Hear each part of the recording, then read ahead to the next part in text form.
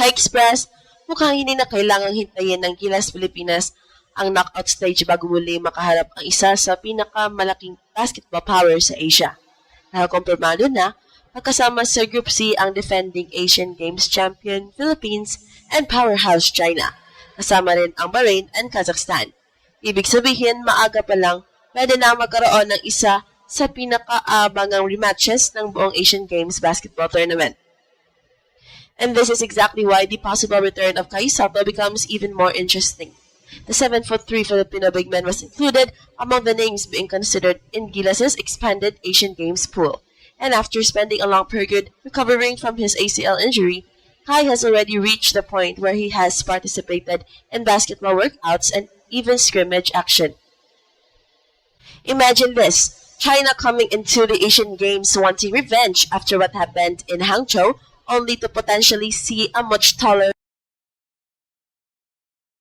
and more imposing Philippine front court waiting for them. Remember, noong 2023 Asian Games semifinals, 20 points ang hinabol ng Gilas bago talunin ang China, 77-76, right in front of the Chinese home crowd. Justin Brownlee delivered one of the greatest performances in Philippine basketball history, and that victory eventually propelled Gilas toward the gold medal. Ngayon, ibang chapter naman. This time, China doesn't have to wait for the semifinals. Nasa grupo pa lang, Gilas agad. At kung makabalik si Kai Sotto at maging bahagi ng final lineup, ibang klaseng problema ang pwedeng iharap ng Pilipinas sa China. Because when a healthy Kai is standing in the middle of that Gilas defense, the entire geometry of the game changes. Ka-express talagang parang may gustong gawing blockbuster agad ang Asian Games basketball organizers dahil sa official draw. Philippines, China, Bahrain, and Kazakhstan ang bumubuo sa Group C ng men's basketball competition. At para sa Gilas, hindi ordinaryong group stage name ang China. Ito ang rematch na may history. Ito ang rematch na may unfinished business, especially from the Chinese side. In the previous Asian Games in Hangzhou, China appeared headed toward the championship game after building a massive lead against the Philippines. Gilas fell behind by as many as 20 points, but instead of collapsing, the Filipinos mounted an incredible comeback and escaped with a 77-76 semifinal victory. Gilas then defeated Jordan 70-60 in the championship game to end a 61-year Philippine wait for Asian Games basketball gold. Kaya isipin niyo ang mentality ng China ngayon. 3 taon nilang dala ang memorya ng pagkakatalong yon. Hindi lamang sila natalo ng Pilipinas. Natalo sila sa sarili nilang bansa sa isang laro kung saan kontrolado na nila halos ang lahat bago sila binalikan ng Gilas. And now the basketball gods have placed these two teams together again. But there is one potential difference that should make the Filipino fans extremely interested. Kai Sotto. Kai was among the prominent local players mentioned in connection with Gilas' expanded Asian Games pool.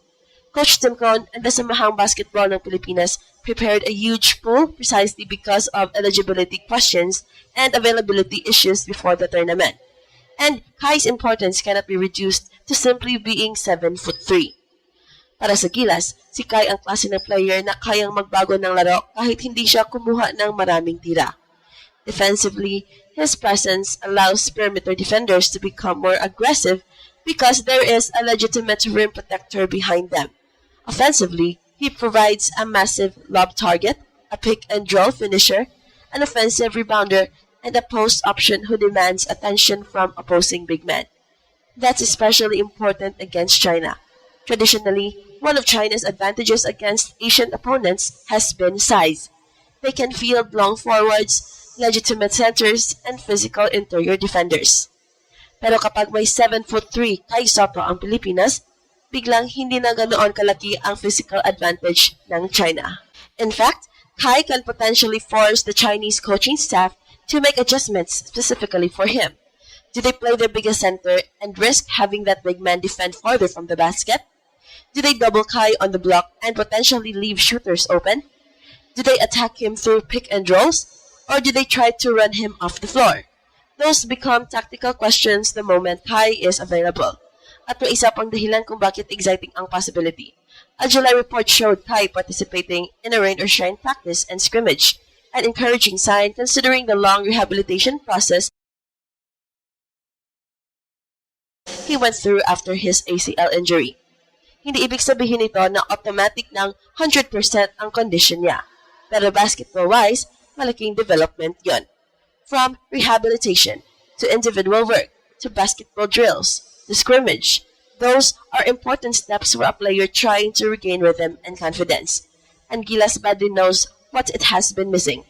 An ESPN analyst in July pointed out that the Philippines had gone 4-10 in games without Kai Sotto since his ACL injury, highlighting just how significant his presence has been to the national team. Hindi natin sinasabing isang player lang ang dahilan ng wins or losses. Basketball is always a team game. But when a 7'3" mobile center disappears from your rotation, there are things that simply cannot be replicated. Rim protection, vertical spacing, interior finishing, defensive rebounding, size, and perhaps most importantly against China, someone who can look their biggest players directly in the eye. Kaya kung meron mang opponent na magandang pagsukatan kung gaano kalaki ang magiging impact ng pagbabalik ni Kai, China iyon. At mukhang makukuha natin agad ang sagot.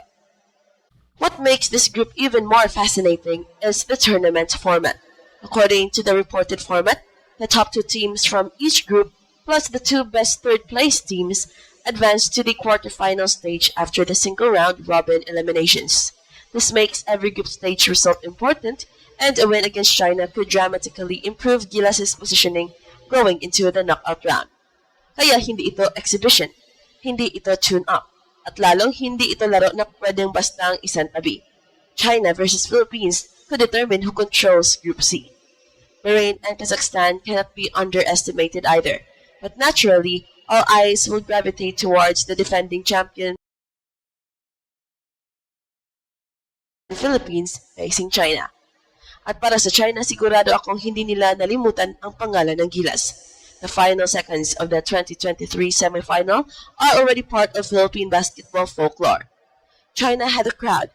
China had home court. China had the lead. But Gilas had the belief and Justin Brownlee had the hot hand. Ngayon kung pagsasamahin mo ang experience ng core group at ang possibility ng pagbabalik ng pinakamalaking weapon ng Pilipinas sa ilalim, mas nagiging intriguing ang match-up. Kai changes the potential ceiling of Gilas. Imagine a possession where China attacks the paint only to encounter a 7'3" center waiting at the rim. That's the kind of sequence that creates problems even without Kai dominating the box score. At dito rin natin makikita kung bakit malaking bagay ang kanyang development. At ito ang Express Info kung saan bawat kwento ginulat ang mundo. Don't forget to like and subscribe.